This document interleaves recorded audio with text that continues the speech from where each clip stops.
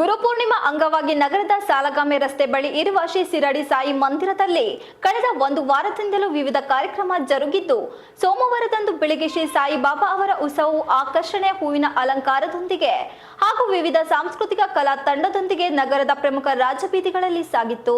Shri Shirdi Sai ಚಾರಿಟರಿ trust ಕಾರ್ಯದರ್ಶಿ ಸಾಯಿ ಪ್ರಸಾದ್ ಮಾಧ್ಯಮದೊಂದಿಗೆ ಮಾತನಾಡಿ, ಶ್ರೀ ಶಿರಡಿ ಸಾಯಿ ಮಂದಿರದಲ್ಲಿ ಪ್ರತಿ ವರ್ಷದಂತೆ ಇವತ್ತು ಕೂಡ ವಿಜೃಂಭಣೆಯಿಂದ ಶ್ರೀ ಗುರುಪೂರ್ಣಿಮಾ ಮಹೋತ್ಸವ ನೆರವೇರಿದೆ. ಕಳೆದ 8 ದಿನಗಳಿಂದಲೂ ಸಾಯಿ ಬಾಬಾರ ಮಂದಿರದಲ್ಲಿ ವಿವಿಧ ಕಾರ್ಯಕ್ರಮಗಳನ್ನು ಆಯೋಜಿಸಿದ್ದೇನೆ.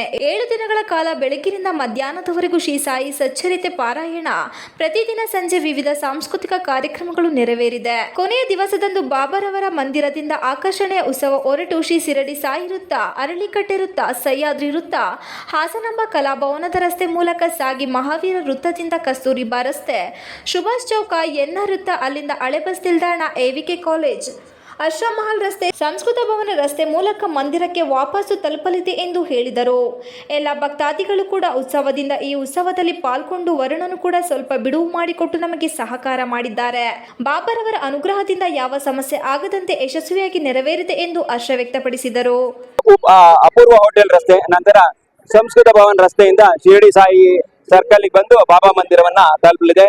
ಎಲ್ಲ ಭಕ್ತಾದಿಗಳು ಕೂಡ ಬಹಳ ಹುಮ್ಮಸ್ಸಿನಿಂದ ಈ ಉತ್ಸವದಲ್ಲಿ ಪಾಲ್ಗೊಂಡಿದ್ದಾರೆ.